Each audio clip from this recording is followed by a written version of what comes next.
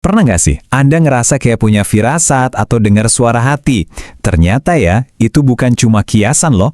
Nah, kali ini kita akan bedah ilmu yang mengejutkan di balik semua emosi kita plus cara ngelolanya berdasarkan wawasan keren dari Dr. Aisyah Dahlan. Kita sering banget kan ya denger ungkapan ini. Tapi gimana kalau ternyata hati kita itu beneran bisa ngomong? Ternyata di balik setiap detaknya, jantung kita itu nyimpen sebuah rahasia yang luar biasa. 40.000, kelihatannya cuma angka biasa kan? Eits, tunggu dulu. Percaya deh, angka ini bakal mengubah total cara Anda memandang hati dan perasaan Anda selamanya. Yap, Anda nggak salah dengar. Tahun 1998, para ilmuwan nemuin ada 40.000 sel otak di serambi kanan jantung kita. Inilah yang bisa kita sebut otak kecil kita, sumber dari semua firasat atau suara hati itu. Kerennya lagi, dia bisa belajar, bisa mengingat, dan semua itu dilakuin sendiri, terpisah dari otak yang ada di kepala kita. Oke, jadi gimana caranya si otak di jantung ini berkomunikasi sama kita? Nah, salah satunya itu lewat emosi. Coba deh, kita bayangin emosi kita itu bukan kayak perasaan yang datang dan pergi gitu aja, tapi lebih kayak anak tangga. Sebuah tangga yang bisa kita naiki atau kita turuni. Di paling dasar tangga emosi, ada yang namanya apati. Ini adalah kondisi dengan energi paling rendah. Perasaan putus asa, di mana semua rasanya sia-sia. Anggap aja, ini getaran emosional yang paling lambat dan paling berat. Dari apati kita mulai coba naik nih. Anak tangga berikutnya ini adalah emosi-emosi yang sering banget kita hindarin, padahal sebenarnya ini tuh tanda kehidupan. Ada rasa sedih, lalu takut, dan kemudian marah. Setiap kita naik satu langkah, energinya jadi sedikit lebih tinggi.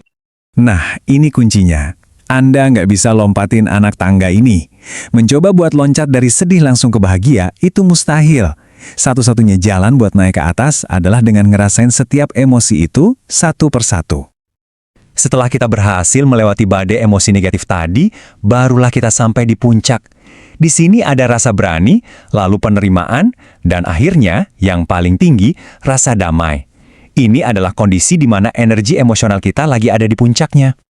Memahami tangga ini bukan cuma buat teori-teorian doang ya, ini adalah peta yang bisa kita pakai buat menyembuhkan dunia batin kita sendiri. Proses penyembuhan itu sebetulnya terjadi secara alami waktu kita diizinkan buat ngerasain emosi kita. Waktu Anda cerita ke teman yang cuma dengerin aja, tanpa ngejudge, tanpa buru-buru ngasih nasihat, sadar nggak sadar Anda itu lagi menaiki tangga ini. Dari sedih ke penerimaan. Sering banget kan, waktu ada orang cerita ke kita, mereka itu sebenarnya nggak butuh solusi. Mereka cuma butuh ruang yang aman. Jadi, pendengar yang baik itu bukan kayak montir yang tugasnya memperbaiki masalah, tapi lebih kayak teman seperjalanan yang nemenin mereka naik tangga emosionalnya. Dan kalau ngomongin soal ruang aman, di mana lagi coba konsep ini jadi lebih penting selain dalam hubungan kita dengan anak-anak? Prinsip-prinsip ini adalah kunci emas untuk memimpin dunia batin mereka. Kita semua pasti pernah tergoda buat bilang, udah berhenti nangis. Tapi, coba deh kita ganti dengan memvalidasi emosinya. Misalnya dengan bilang, ibu tahu kamu sedih, atau ayah lihat kamu lagi marah ya. Dengan begitu, kita lagi ngasih mereka izin buat merasakan. Dan itu pelajaran emosional yang tak ternilai harganya. Nah, ini pertanyaan yang sering bikin banyak orang tua frustrasi. Kenapa sih anak kok jadi berbohong? Jawabannya seringkali bukan karena mereka nakal loh, tapi karena ada sebuah pola yang tanpa sadar mungkin malah kita yang ajarkan. Coba deh kita lihat dari sudut pandang si anak.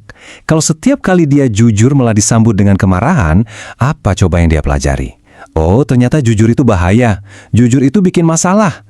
Akhirnya, berbohong bagi mereka bukan lagi soal moral, tapi soal keamanan.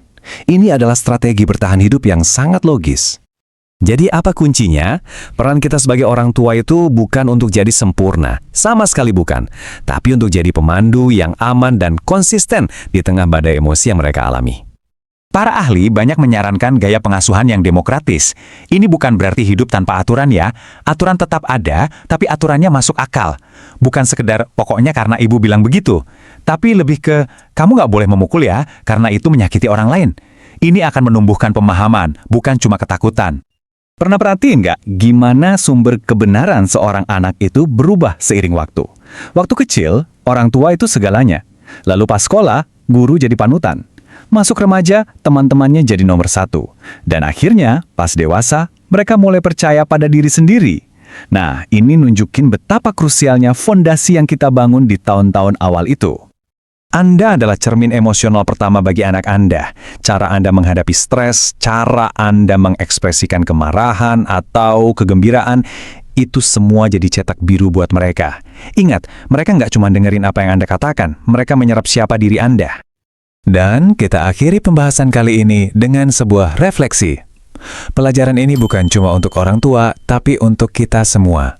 Dalam setiap interaksi, kita adalah cermin bagi orang lain. Jadi pertanyaannya adalah, cermin seperti apa Anda? Apa yang otak di jantung Anda pancarkan kepada dunia?